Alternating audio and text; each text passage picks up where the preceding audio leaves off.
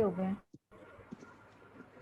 Previous lecture में आप लोगों को याद होगा कि हम लोगों ने जो मेन एक एंजाइमेटिक कॉम्प्लेक्स है जो कि फ्यूल ऑक्सीडेशन की जो सेकंड स्टेज है टीसीए साइकिल, अगर हम इसको इस तरह से देखें कि आपके पास जब भी फ्यूल बॉडी के अंदर एंटर होता है, सपोज ग्लूकोज, तो फर्स्ट स्टेप के अंदर साइटोसोल में आपके पास जो है इसकी कन्वर्जन होती है into the pyruvate using 10 to 11 enzymatic reaction. ठीक है, और इन पाथवेज को हम कहते हैं कि these are the glycolytic pathways. तो पहली स्टेज आपके पास क्या है फ्यूल की ऑक्सीडेशन की? ग्लाइकोलिसिस, ये होगी स्टेज 1। नाउ जो पायरोवेट आपके पास प्रोड्यूस होती है इनसाइड द साइटोसोल, अगर इस ग्लूकोज से कंप्लीट एनर्जी आपको चाहिए, कंप्लीट ऑक्सीडेशन इसकी हो, तो उससे आपके पास टोटल 30 to 32 एटीपीज बनते हैं। लेकिन स्टेज 1 का अगर आप जो है वो एनर्जी कैलकुलेशन देखें तो इस केस में आपके पास सिर्फ 2 एटीपीज, ठीक है, और 2 NADH बनते हैं डिपेंडिंग अपॉन द कंडीशंस के सेल एरोबिक कंडीशन में है या एनारोबिक कंडीशन में।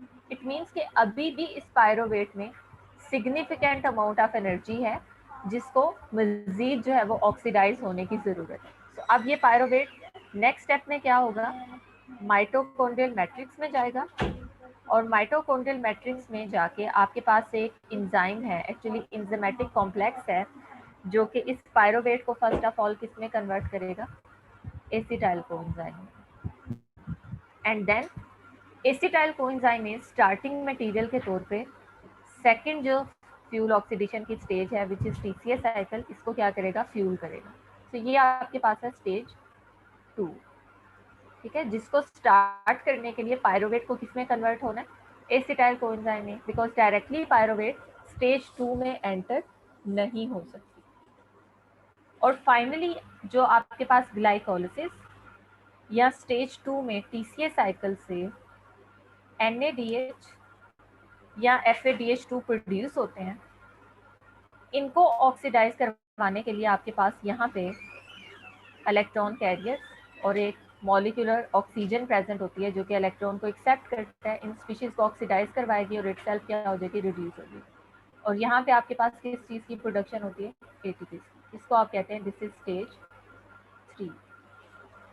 सो कंप्लीट फ्यूल ऑक्सीडेशन का जो प्रोसेस है उसको हम 3 स्टेजेस में डिवाइड करते हैं। Stage 1 is glycolysis, stage 2 is TCA cycle and stage 3 is electron transport chain.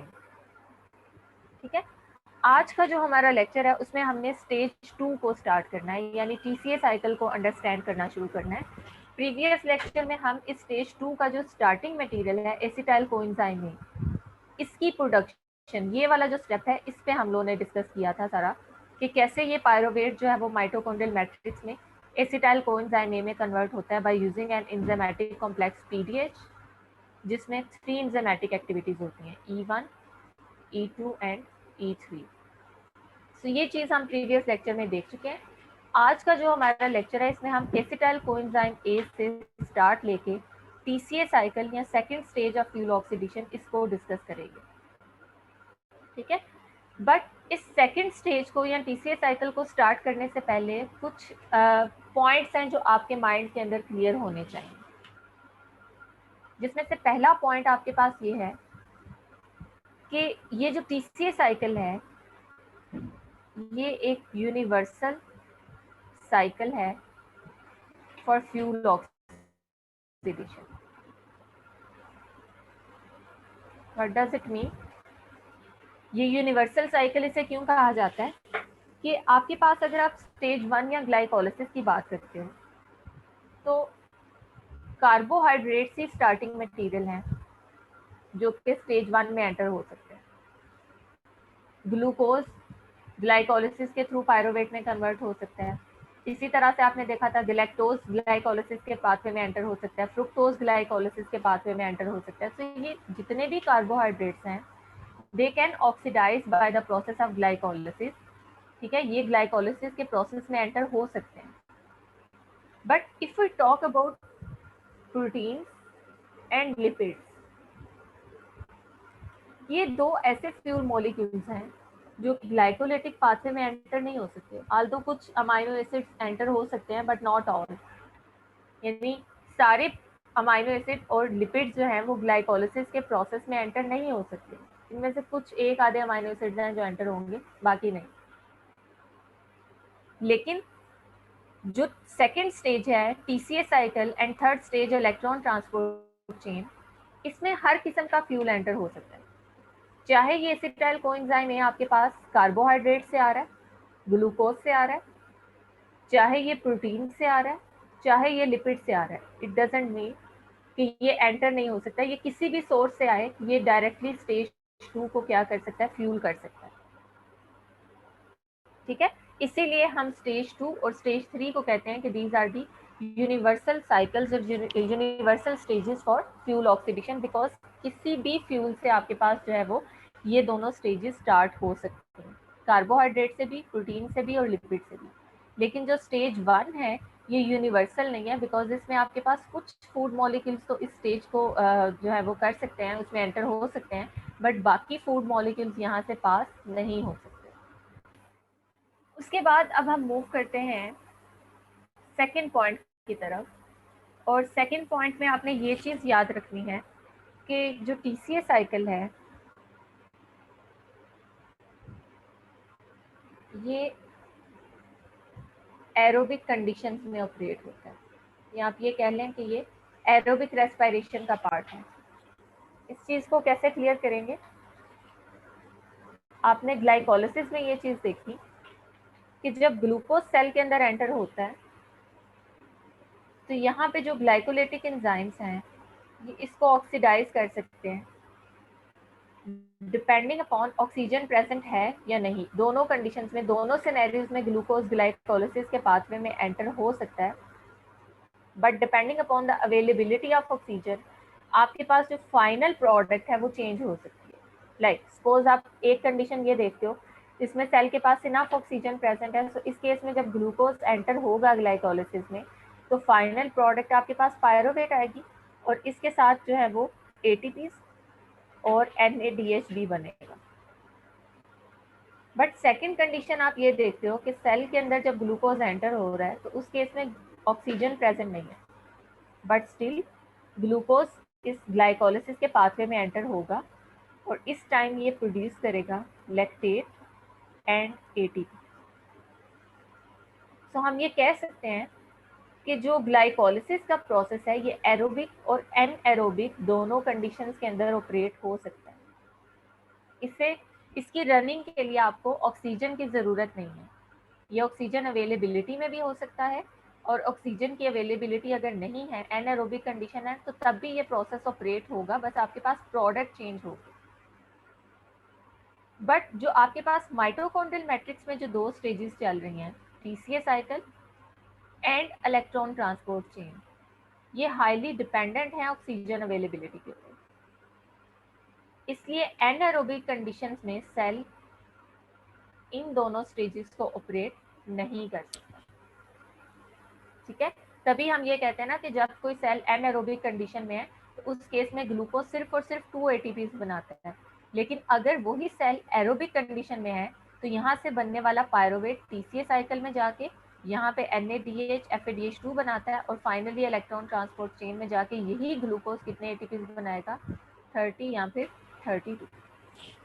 ठीक है, सो ये आपके पास जो है वो इस चीज़ का एक प्रूफ है कि टीसीए साइकिल हमेशा एरोबिक कंडीशंस में रन होता है।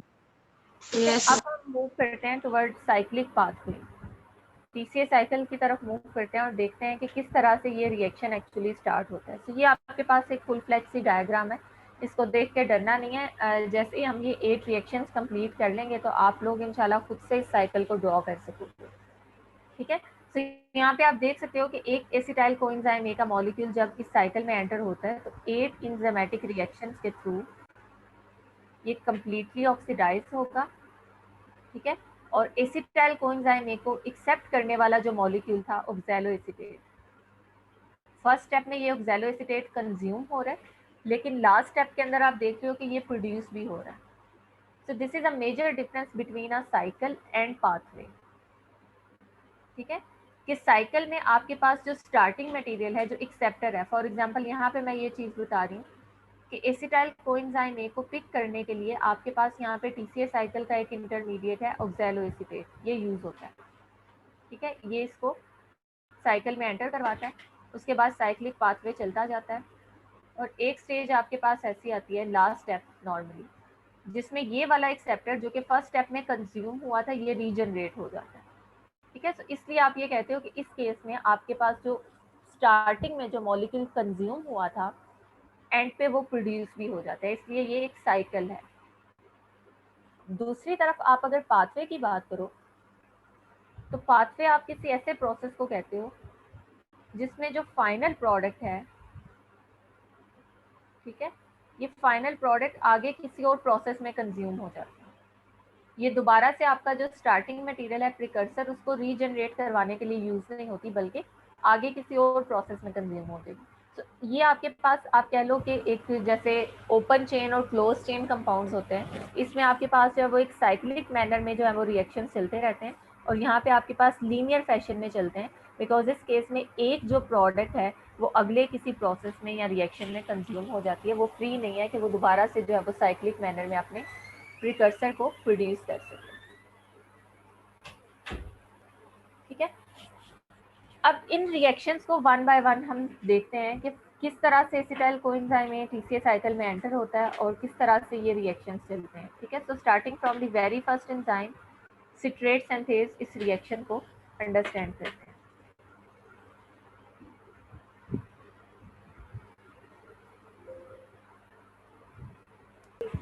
कि मैंने आप लोगों के सामने एक चीज डिस्कस की थी ना कि सेल के पास कुछ हाई एनर्जी कंपाउंड्स होते हैं जिनकी एनर्जी ऑफ हाइड्रोलिसिस एटीपी से भी ज्यादा होती है। ठीक है, तो इनमें आपके पास एक कंपाउंड्स हैं थायोईस्टर्स।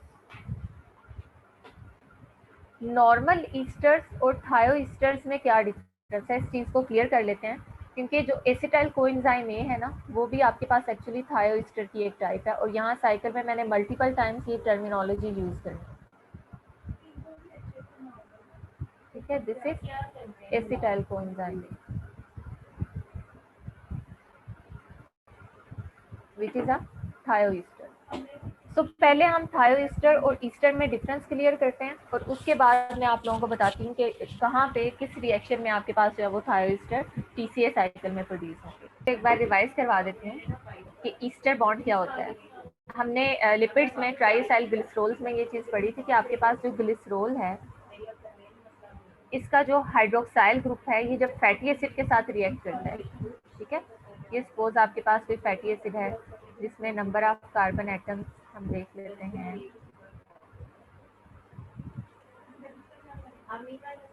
पाल्मिटिक एसिड है जिसमें टोटल 16 कार्बन एटम्स हैं। अब कंडेंसेशन रिएक्शन में होता क्या है कि आपके पास ये जो फैटी एसिड है, कार्बोक्सिलिक एसिड ग्रुप, इसमें रिएक्ट करना होता है ना ग्लिसरोल के साथ।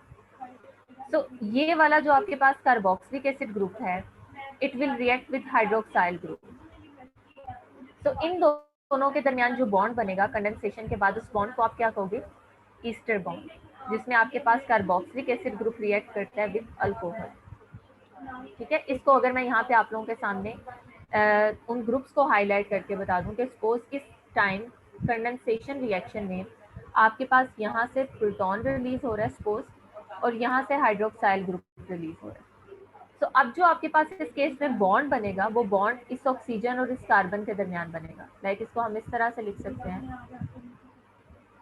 कि ये अगर आपके पास ग्लिसरोल है और इसमें फर्स्ट कार्बन एटम यहाँ पे बॉन्ड फॉर्मेशन कर रहा है, सो दिस ऑक्सीजन, और ये यहाँ पे बॉन्ड फॉर्मेशन करेगी, डबल बॉन्ड हो, एंड देन रिमेनिंग ये आपके पास पाल्मिटिक एसिड है। ठीक है, सो अब ये पाल्मिटिक एसिड इसके साथ अटैच हो गया, और दिस टाइम ये जो बॉन्ड आपके पास बना है ना, ये बॉन्ड कौन सा बॉन्ड होगा, ईस्टर बॉन्ड होगा, दिस वन, ये बॉन्ड क्या होगा, ईस्टर बॉन्ड। सो अब इस ईस्टर बॉन्ड की कुछ प्रॉपर्टीज मैं आप लोगों के सामने इनलिस्ट करवाने जा रही हूँ, इसको नोट कीजिएगा, बिकॉज इसको माइंड में रखते हुए आप ईस्टर और थायोईस्टर को एक दूसरे से डिफरेंशिएट कर सकते हैं। एक ईस्टर बॉन्ड एक ऐसा बॉन्ड होता है जिसमें कार्बन एटम, ये central carbon atom double bond बनाता है एक ऑक्सीजन के साथ। Carbon is attached with a double bond to the oxygen. ये एक कंडीशन है जो कि यहाँ पे सेटिस्फाई हो रही है। दूसरी तरफ यही कार्बन एटम इस ऑक्सीजन के साथ सिंगल बॉन्ड बना रहा है, ठीक है। यानी दूसरी तरफ आपका जो कार्बन है वो ऑक्सीजन के साथ, carbon is making a single bond with oxygen, ठीक है। और तीसरा आपके पास जो है वो क्या है कि आपके पास ये कार्बन एटम हाइड्रोकार्बन चेन के साथ सिंगल बॉन्ड के थ्रू अटैच है कि carbon is making a single bond with another carbon atom. ये तीन आपके पास प्रॉपर्टीज किसमें प्रेजेंट होती हैं? Ester bond. यानी किसी भी रिएक्शन में अगर आप इस तरह का कोई बॉन्ड देखते हैं जिसमें आपके पास ये वाला फंक्शनल ग्रुप है और ये फंक्शनल ग्रुप यहाँ पे कार्बन जो है वो डबल बॉन्ड बना रहा है ऑक्सीजन के साथ single bond with this oxygen, और ये हाइड्रोकार्बन चेन के साथ सिंगल बॉन्ड के थ्रू अटैच है, तो आप इसे कहेंगे कि this is a general representation of an ester. ठीक है, यहाँ तक कोई कंफ्यूजन? ये पॉइंट क्लियर हुआ सबको? Yes ma'am. ठीक है, अब हम मूव करते हैं टुवर्ड्स थायोईस्टर। थायोईस्टर्स भी बिल्कुल ईस्टर्स की तरह होते हैं, लेकिन इनमें डिफरेंस क्या होता है कि जो कार्बोक्सिलिक एसिड ने यहाँ पे बॉन्ड फॉर्मेशन करनी होती है वो अल्कोहल ग्रुप की बजाय किस ग्रुप के साथ होती है? थायोल ग्रुप के साथ। ठीक है, यानी उसी तरह से कंडेंसेशन होगी, उसी तरह से एलिमिनेशन होगी, बट यहाँ पे आपके पास जो है वो रिएक्शन किसके दरमियान होगा? Carboxylic acid group of one compound and thiol group of another compound. जैसे कि आपके एसिटिक एसिड या एसिटाइल ग्रुप और कोएंजाइम ए के दरमियान रिएक्शन हुआ था। सपोज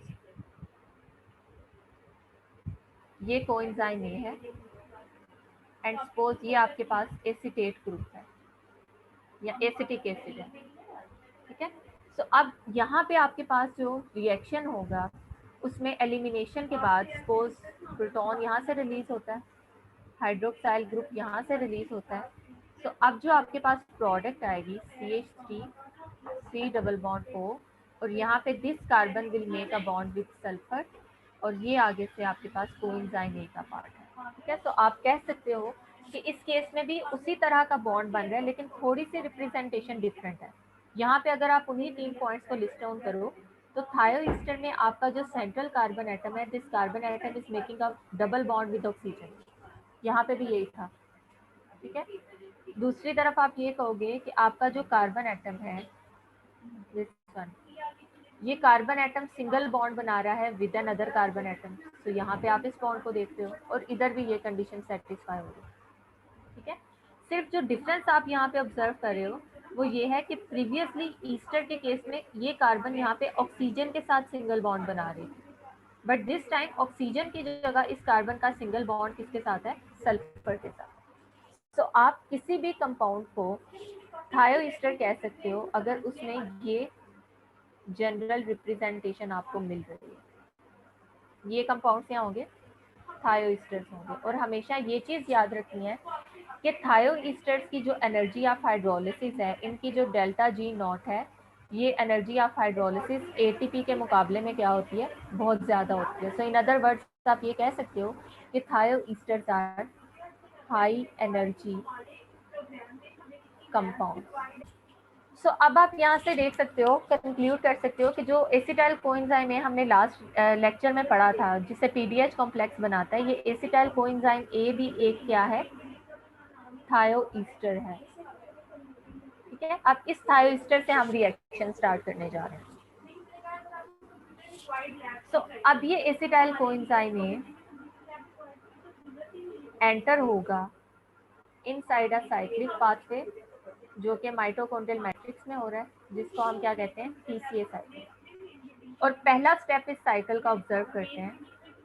पहले स्टेप के अंदर आपके पास जो है वो एक एक्सेप्टर मॉलिक्यूल है ऑक्सैलोएसीटेट, ठीक है, विच इज अ 4 कार्बन कंपाउंड जो कि इस 2 कार्बन फ्रेगमेंट को एक्सेप्ट करता है।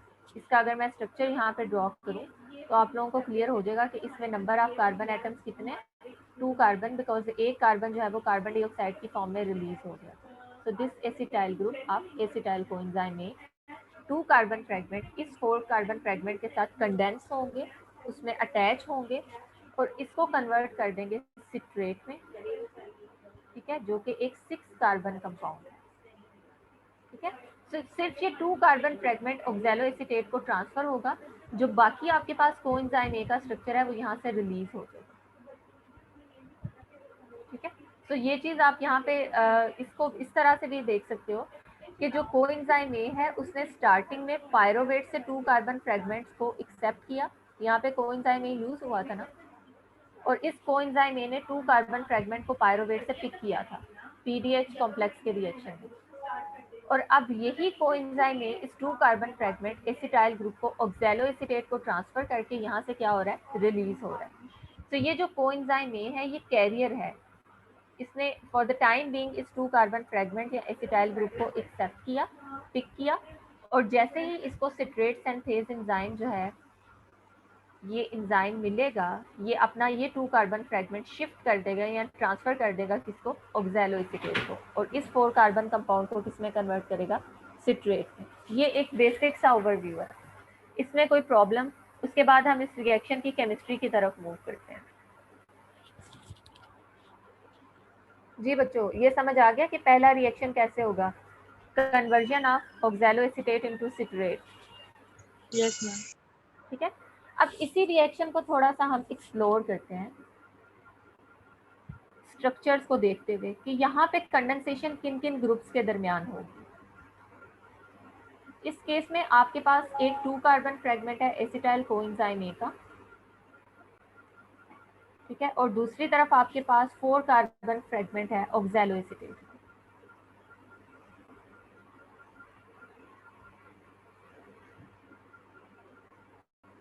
ठीक है, ये आपके पास यहाँ पे 4 कार्बन फ्रेगमेंट है ऑक्सैलो एसीटेट।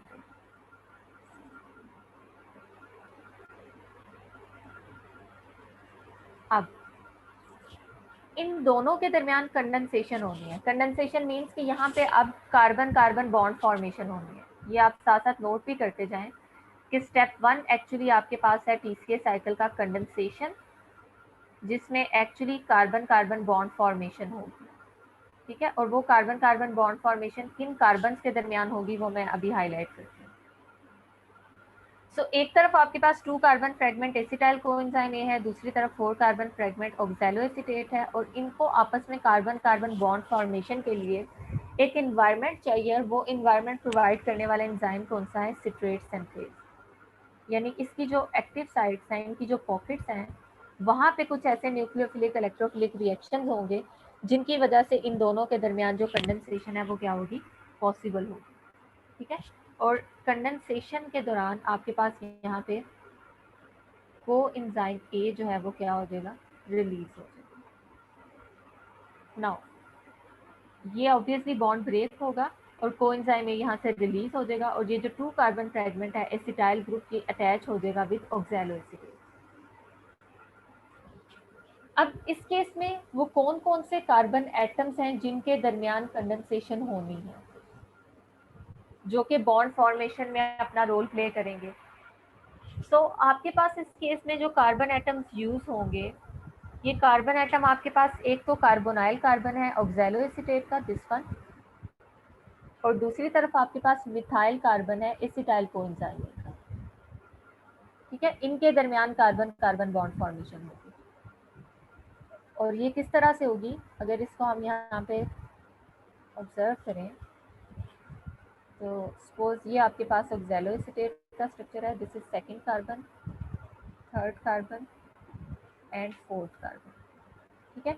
इस ऑक्सैलो एसीटेट ने नॉर्मली यहाँ पे डबल बॉन्ड फॉर्मेशन की है विद ऑक्सीजन, और यहाँ पे अगर इसने बॉन्ड बनाना है with methyl group of acetyl coenzyme ए, तो दोनों स्ट्रक्चर्स अभी स्टेबल हैं, यहाँ पे भी वैलेंसी सेटिस्फाइड है और यहाँ पे भी वैलेंसी सेटिस्फाइड है, ठीक है। बट इस एंजाइम की जो एक्टिव साइट है वहाँ पे आपके पास ये जो न्यूक्लियोफिलिक अटैक ये कंडक्ट करेगा इस इलेक्ट्रोफिलिक सेंटर के ऊपर, उसके रिस्पॉन्स में ये एक बॉन्ड यहाँ से ब्रेक होगा, ठीक है, ठीक है। ऑब्वियसली अगर इसने यहाँ पे इस कार्बन एटम ने यहाँ पे अकोमोडेट करना है इस 2 कार्बन फ्रेगमेंट को, तो इसको ऑक्सीजन के साथ जो एक बॉन्ड है वो ब्रेक करना पड़ेगा, इसको इस तरह से लिख लेते हैं कि यहाँ पे जो डबल बॉन्ड था वो ब्रेक होकर सिंगल बॉन्ड में कन्वर्ट होगा और इसकी वजह से आपके पास यहाँ पे एक सेंटर क्रिएट हो जाएगा जहाँ पे ये ग्रुप अटैच हो सकता है। और डेफिनेटली अगर एसिटाइल कोएंजाइम ए ने यहाँ पे बॉन्ड फॉर्मेशन करनी है, इस मिथाइल कार्बन ने यहाँ पे जो है वो अटैच होना है, तो उसके लिए भी यहाँ से जो है वो स्पेस क्रिएट होनी चाहिए। तो एक प्रोटॉन यहाँ से रिलीज होगा जिसके रिस्पॉन्स में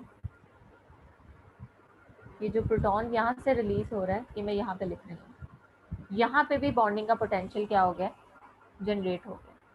सो इस कंडीशन में आपके ये जो दो कार्बन एटम्स हैं, इसमें मिथाइल कार्बन और ये कार्बोनाइल कार्बन, इनके दरमियान कार्बन कार्बन बॉन्ड फॉर्मेशन होगी और अब ये एक 6 कार्बन कंपाउंड के अंदर क्या हो जाएंगे, कन्वर्ट हो जाएंगे। और जैसे ये 2 कार्बन फ्रेगमेंट यहाँ पे ऑक्सैलो एसीटेट पे शिफ्ट होगा, आपका जो सिट्रेट सिंथेज एंजाइम है यहाँ से इस थायो ईस्टर बॉन्ड को क्या कर देगा, हाइड्रोलाइज कर देगा, विच मीन्स कि वाटर मॉलिक्यूल को कंज्यूम करते हुए इस बॉन्ड को ब्रेक करेगा। तो आप इस स्ट्रक्चर को इस तरह से ड्रॉ कर सकते हैं।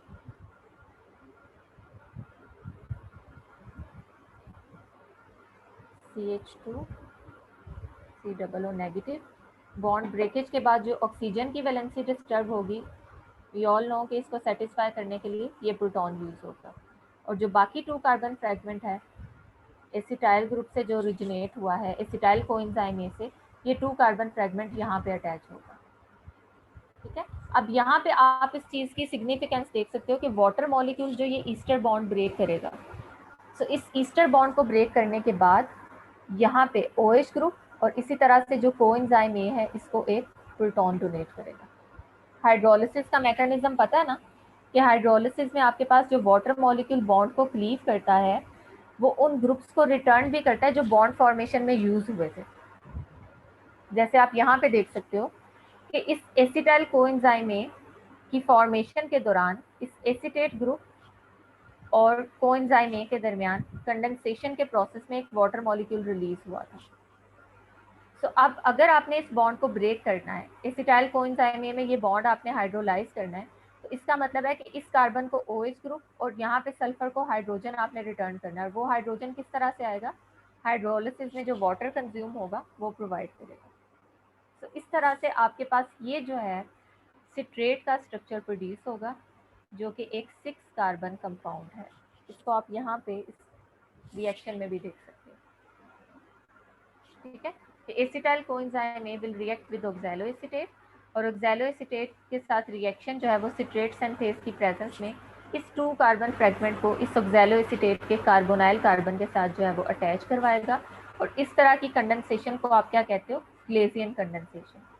जब भी आपके पास जो कार्बन कार्बन बॉन्ड फॉर्मेशन होती है बिटवीन एन ईस्टर, ये आपके पास थायो ईस्टर था ना, तो एक आपके पास रिएक्टेंट ईस्टर है और दूसरा रिएक्टेंट आपके पास कौन सा है, कार्बोनाइल ग्रुप। तो ईस्टर और कार्बोनाइल ग्रुप के दरमियान जब कार्बन कार्बन बॉन्ड फॉर्मेशन होगी तो इस कंडेंसेशन को आप कहोगे this is Claisen condensation. So in the very first step of the TCA cycle, citrate synthase Claisen condensation के मैकेनिज्म के थ्रू इस 2 कार्बन फ्रेगमेंट और इस 4 कार्बन फ्रेगमेंट को कंडेंस करेगा, आपस में उनके दरमियान कार्बन कार्बन बॉन्ड फॉर्मेशन करेगा और एक 6 कार्बन कंपाउंड प्रोड्यूस करेगा। और इस 6 कार्बन कंपाउंड के अंदर you can see the presence of 3 carboxylic acid group. ठीक है, इस इंटरमीडिएट को आप समटाइम कहते हो ट्राई कार्बोक्सिलिक एसिड इंटरमीडिएट और इसी वजह से आप इस रिएक्शन को ट्राई कार्बोक्सिलिक एसिड या TCA साइकिल भी कहते हो, बिकॉज इसका जो पहला इंटरमीडिएट है उस इंटरमीडिएट में आपके पास 3 कार्बोक्सिलिक एसिड ग्रुप प्रेजेंट है। अब बच्चों सिट्रेट सिंथेज के बारे में आपको एक इंटरेस्टिंग इंफॉर्मेशन यहाँ पे जो है वो लिखी हुई नजर आ रही है कि सिट्रेट सिंथेज एक ऐसा एंजाइम है जिसके पास 2 डोमेन्स होती हैं, एक लार्ज और रिजिड डोमेन है, रिजिड मीन्स कि इसकी शेप चेंज नहीं होती, और दूसरी आपके पास डोमेन है small and flexible domain. Flexible means कि इसकी शेप चेंज हो सकती है। ठीक है, सो जो लार्ज और रिजिड डोमेन है इस पे नॉर्मली बाइंड करता है ऑक्सैलो एसीटेट और जो स्मॉल और फ्लेक्सिबल डोमेन है उस पे कौन बाइंड करता है, एसिटाइल कोएंजाइम। और ये एंजाइम इन दोनों के दरमियान क्या करता है, कार्बन कार्बन बॉन्ड फॉर्मेशन कर देता है। अब एक इंटरेस्टिंग पॉइंट जो आपने यहाँ से अपने माइंड में रखना है, क्लियर रखना है, वो ये है कि एसिटाइल कोएंजाइम ए तब तक टीसीए साइकिल में एंटर नहीं हो सकता जब तक ऑक्सैलोएसीटेट प्रेजेंट ना हो। ठीक है, अगर आपके पास जो है वो एसिटाइल कोएंजाइम ए की कंसंट्रेशन बहुत ज़्यादा है माइटोकॉन्ड्रियल मैट्रिक्स में और ऑक्सैलोएसीटेट प्रेजेंट नहीं है, तो this acetyl coenzyme A can not enter inside the TCA cycle. और इसकी एक रीज़न आपको यहाँ पे इस सिट्रेट सिंथेज के रिएक्शन से पता चल जाएगी, इसकी कन्फर्मेशन से पता चल जाएगी। और वो क्या है कि नॉर्मली आपके पास ये जो सिट्रेट सिंथेज एंजाइम है, ये डाइमेरिक एंजाइम है, इसकी 2 डोमेन्स हैं, जिसमें से एक लार्ज डोमेन है जो कि रिजिड डोमेन है। रिजिड मीन्स कि ये अपनी शेप चेंज नहीं करती, और दूसरी आपके पास है स्मॉल एंड फ्लेक्सिबल डोमेन। अब इस लार्ज डोमेन के ऊपर एसिटाइल कोएंजाइम ए आके बाइंड करता है इन केस माइटोकॉन्ड्रियल मैट्रिक्स में सॉरी ऑक्सैलोएसीटेट। अगर माइटोकॉन्ड्रियल मैट्रिक्स में ऑक्सैलोएसीटेट प्रेजेंट है, this oxaloacetate will come and bind to its site, और ऑक्सैलोएसीटेट की बाइंडिंग की वजह से इसके बिल्कुल जो साइड पे ये जो स्मॉल डोमेन है, इसमें कन्फर्मेशनल चेंजेस आते हैं। यानी ऑक्सैलोएसीटेट की एब्सेंस में इसकी जो शेप है वो सपोज ये शेप थी जो अभी आप लोगों के सामने ड्रॉ हुई है, दिस वन। लेकिन जैसे ही ऑक्सैलोएसीटेट आके यहाँ पे बाइंड करेगा, तो बाइंडिंग के बाद आप ऑब्जर्व कर रहे हो कि आपके पास ये जो नियर बाय डोमेन थी एसिटाइल कोएंजाइम ए की डोमेन, इसकी शेप चेंज हो गई। ठीक है, सो प्रीवियसली आपके पास जो शेप थी स्मॉल डोमेन की या फ्लेक्सिबल डोमेन की, ये ऐसी शेप थी जिसपे एसिटाइल कोएंजाइम ए बाइंड नहीं कर सकता था, चाहे जितना मर्जी यहाँ पे एसिटाइल कोएंजाइम में प्रेजेंट हो, बट एंजाइम की वो शेप ही नहीं है कि वो उसको एक्सेप्ट कर सके। ठीक है, ये शेप आपस में कंप्लीमेंट्री नहीं है, और एसिटाइल कोएंजाइम ए की कंप्लीमेंट्री शेप ये डोमेन तब अडॉप्ट करती है जब ऑक्सैलोएसीटेट प्रेजेंट हो, ये आके बाइंड करेगा, और इस बाइंडिंग की वजह से इस डोमेन में कन्फर्मेशनल चेंजेस आएंगे, और अब कन्फर्मेशनल चेंजेस की वजह से एसिटाइल कोएंजाइम ए को ये एक्सेप्ट करेगा। ठीक है, तो जब दोनों बाइंडिंग साइट्स पे ऑक्सैलोएसीटेट और एसिटाइल कोएंजाइम में अटैच होंगे, उसके बाद इनके दरमियान कंडेंसेशन रिएक्शन होगा और आपके पास किस चीज़ की प्रोडक्शन होगी, सिट्रेट की प्रोडक्शन होगी। ठीक है, तो अगर आपसे ये पूछा जाए कि एसिटाइल कोएंजाइम में बेशक माइटोकॉन्ड्रियल मैट्रिक्स में प्रेजेंट है, लेकिन इन दी एब्सेंस ऑफ ऑक्सैलोएसीटेट ये टीसीए साइकिल में एंटर क्यों नहीं होता, तो आप यहाँ पे बता सकते हो क्योंकि in the absence of oxaloacetate citrate synthase की जो पॉकेट है जिसके साथ इसने बाइंड करना है वो इसकी कंप्लीमेंट्री नहीं है। ठीक है, और उसको एक प्रॉपर शेप में लाने के लिए ऑक्सैलोएसीटेट का होना बहुत ज़रूरी है। ठीक है, तो ये चीज़ माइंड में रखना कि binding of oxaloacetate to the large domain induces conformational changes, जो कि एसिटाइल कोएंजाइम की बाइंडिंग के लिए ज़रूरी है। अगर वो कन्फर्मेशन चेंज नहीं होगी तो एसिटाइल कोएंजाइम की जितनी भी कंसंट्रेशन है टीसीए साइकिल में, सॉरी माइटोकॉन्ड्रियल मैट्रिक्स में, वो यूजलेस है क्योंकि वो साइकिल में एंटर नहीं हो पा रही। ओके, अब हम मूव करते हैं टुवर्ड नेक्स्ट स्टेप, जिसमें आपके पास ये जो 6 कार्बन कंपाउंड है जो कि यहाँ पे प्रोड्यूस हुआ है अभी फर्स्ट स्टेप में, ये कन्वर्ट होगा अपनी आइसोमेरिक फॉर्म यानी आइसोसिट्रेट में। ठीक है, और इसके लिए आपके पास एक एंजाइम है अकोनिटेज एंजाइम। ठीक, तो पहले आप इसको एक सिंपलेस्ट जो है वो फॉर्म में याद रखें, और उसके बाद आप इसके जो है वो स्ट्रक्चर्स की तरफ जाएं कि किस तरह से ये सिट्रेट आइसोसिट्रेट में कन्वर्ट होगा। अभी जो आपने चीज़ माइंड में रखनी है वो ये कि अकोनिटेज एक ऐसा एंजाइम है जो कि सिट्रेट को यूज़ करता है एज अ सबस्ट्रेट, और इसको इसकी आइसोमेरिक फॉर्म आइसोसिट्रेट में कन्वर्ट करता है। अब हम ये देखते हैं कि ये रिएक्शन होता किस तरह से है एक्चुअली।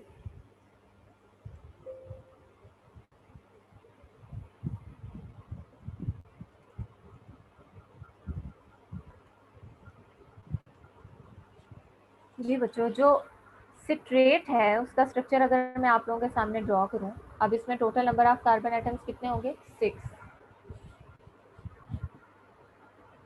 इसमें से मैं 3 कार्बन एटम्स को इस तरह से रिप्रेजेंट कर लेती हूँ मेन चेन में, और बाकी जो 3 कार्बोक्सिलिक एसिड की फॉर्म में थे एज अ सब्सटीट्यूएंट, उनको आप इस तरह से देख सकते हो। ठीक है, सो ये आपके पास स्ट्रक्चर है सिट्रेट का, आप यहाँ से इसको देख सकते हो कि जो आपके पास टर्मिनस है, ये मैंने जो 3 कार्बन एटम्स है इनको मेन चेन की फॉर्म में, और बाकी जो आपके पास 3 कार्बोक्सिलिक एसिड ग्रुप थे वो ऐसा सब्स्टिट्यूट। अच्छा, अब ये जो सिट्रेट का स्ट्रक्चर है इसने कन्वर्ट होना है आइसोसिट्रेट में, और इस कन्वर्जन के लिए आपके पास एंजाइम है अकोनिटेज। इसका रिएक्शन एक तो रिवर्सिबल है, और जो चीज़ आपने यहाँ पे माइंड में रखनी है वो ये है कि अकोनिटेज किस किस्म का रिएक्शन करवा रही है स्टेप 2 में, आइसोमराइजेशन। और इस आइसोमराइजेशन को करवाने के लिए ये हेल्प लेती है वाटर मॉलिक्यूल, यानी reversible removal and addition of water molecule के थ्रू ये एक कंपाउंड को उसके आइसोमेरिक फॉर्म में चेंज करती है। लाइक फर्स्ट ऑफ ऑल आप यहाँ पे जो स्ट्रक्चर देख रहे हो सिट्रेट का, अकोनिटेज इसमें से एक वाटर मॉलिक्यूल को रिमूव करवाता है, क्योंकि मैंने अभी यहाँ पे बताया कि ये एक ऐसा एंजाइम है जो कि reversible removal and addition of water molecule इस रिएक्शन को कैटालाइज कर सकते हैं। यहाँ पे जो वाटर मॉलिक्यूल के लिए ग्रुप्स हैं, हाइड्रोक्साइल ग्रुप यहाँ से और हाइड्रोजन यहाँ से रिमूव होगा। तो अब आपके पास जैसे ही ये दोनों ग्रुप्स रिमूव होंगे, सिट्रेट का स्ट्रक्चर कुछ इस फॉर्म में आएगा।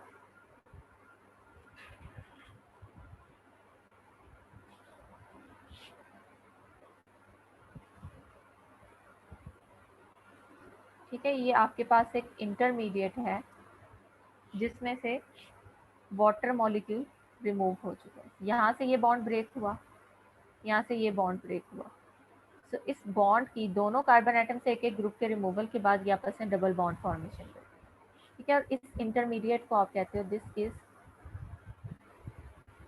सिस अकोनिटेट इंटरमीडिएट। ये एंजाइम के साथ अटैच ही रहता है, एंजाइम की एक्टिव साइट को लीव नहीं करेगा। So this is cis aconitate intermediate. Now यही एंजाइम जिसने पहले यहाँ से वाटर मॉलिक्यूल को रिमूव करवाया था, अब इन्हीं दोनों कार्बन एटम्स में वाटर मॉलिक्यूल को वापस ऐड भी करवाएगा, बट दिस टाइम एडिशन जो है वो ऑपोजिट मैनर में होगी। लाइक यहाँ पे OH ग्रुप ऐड हो जाएगा और यहाँ पे क्या चीज़ ऐड हो जाएगी, हाइड्रोजन। ठीक है, तो पहले वाटर मॉलिक्यूल्स को रिमूव करवाएगा और उसके बाद वाटर मॉलिक्यूल्स को ऐड करवाएगा, लेकिन एडिशन जो है वो ऑपोजिट मैनर में होगी।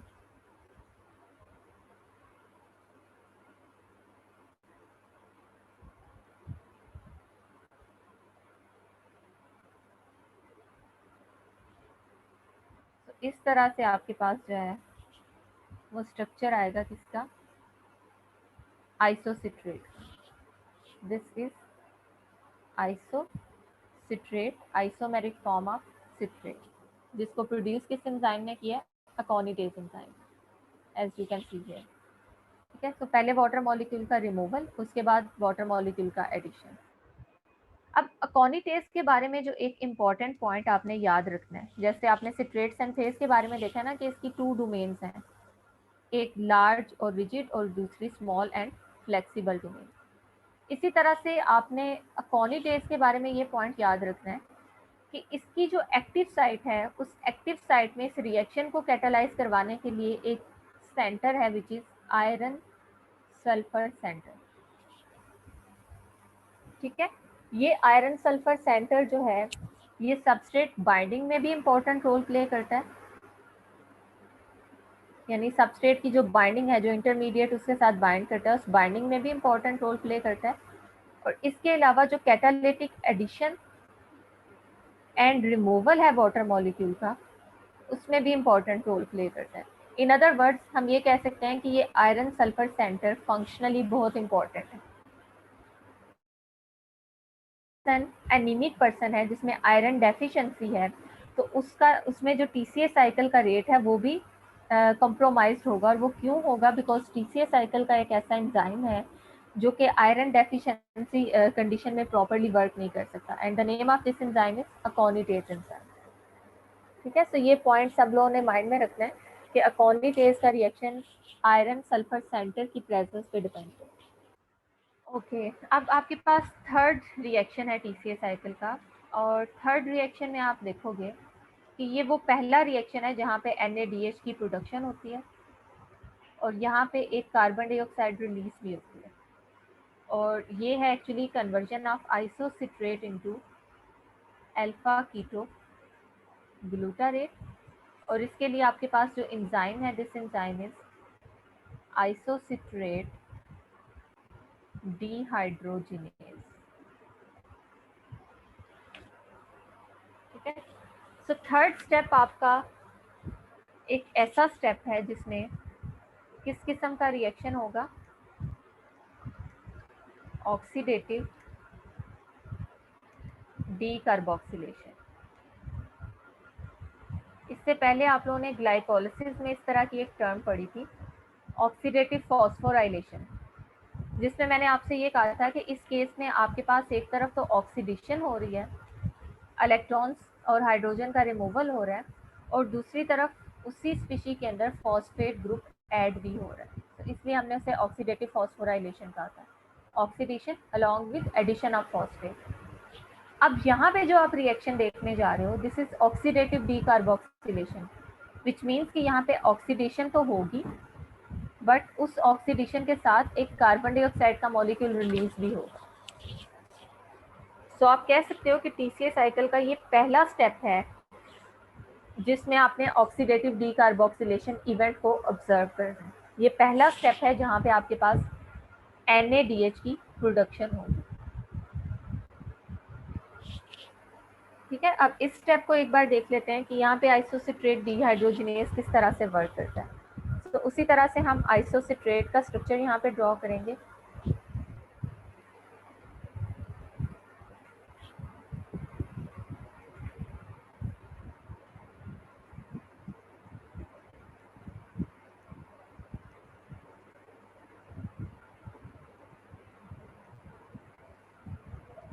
दिस इज आइसोसिट्रेट, और जो आपके पास एंजाइम है जिसने इस रिएक्शन को कैटेलाइज करवाना है, दिस एंजाइम इज आइसोसिट्रेट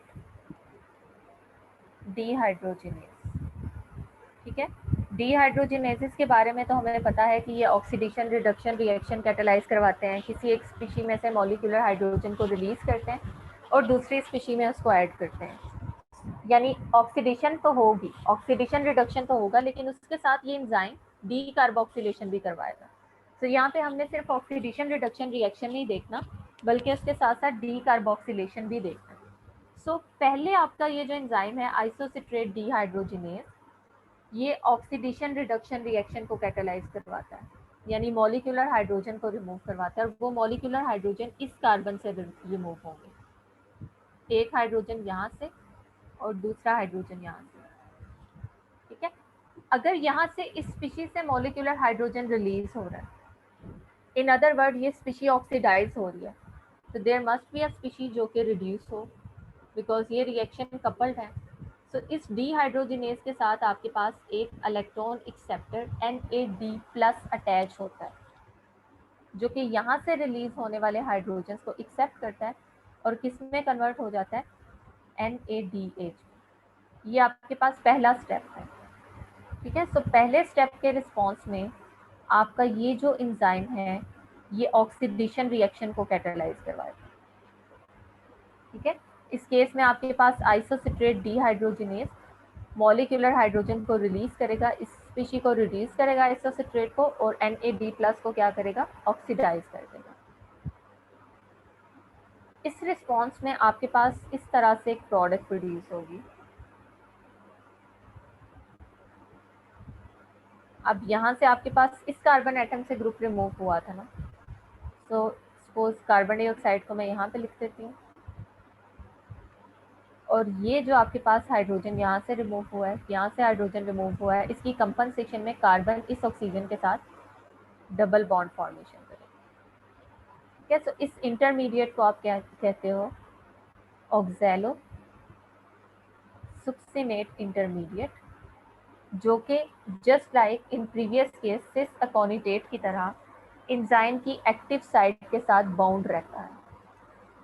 और इस केस में आपका जो एंजाइम है उसकी एक्टिव साइट में एक मैग्नीज कोफैक्टर प्रेजेंट होता है, जो कि अपने पॉजिटिव चार्ज की वजह से इन नेगेटिव चार्जेस को क्या करता है, होल्ड करके रखता है। ठीक है, तो आप ये कह सकते हैं कि इस ऑक्सीडेशन के रिस्पॉन्स में आइसोसिट्रेट जब ऑक्सैलोसक्सिनेट में कन्वर्ट होता है तो एंजाइम की एक्टिव साइट में मैग्नीज होता है जो कि इस इंटरमीडिएट को बाउंड रखता है, इस चीज़ को मेक श्योर करता है कि ये लीव ना कर जाए यहाँ से जब तक दूसरा इवेंट डी कार्बोक्सिलेशन नहीं होता, बिकॉज अभी दो में से एक इवेंट कंप्लीट हुआ है और दूसरा इवेंट आपका रहता है। ठीक है, सो नेक्स्ट स्टेप में आप क्या होगा कि आपके पास जो आइसोसिट्रेट डीहाइड्रोजिनेस है, अब उसने यहाँ से कार्बन डाइऑक्साइड को रिलीज करवाना है, डी कार्बोक्सिलेशन इवेंट को कैटेलाइज करवाना है। और इस केस में आपके पास जो जैसे कि आप लोगों को पता है कि कार्बोनाइल फंक्शनल ग्रुप अटैच है यहाँ पे, सो वो कार्बन कार्बन बॉन्ड जो कि इसके बिल्कुल एडजेसेंट है, दिस वन, ये बॉन्ड ज़्यादा वीक है, सो यहाँ से ये वाला जो मॉलिक्यूल है ये in the form of carbon dioxide release होगा। सो अब आपके पास जो स्पीशी आएगी वो कुछ इस तरह से होगी।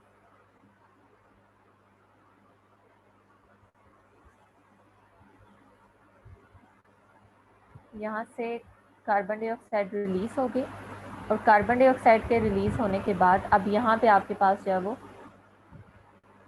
बॉन्डिंग पोटेंशियल क्रिएट हुआ 1 2 3।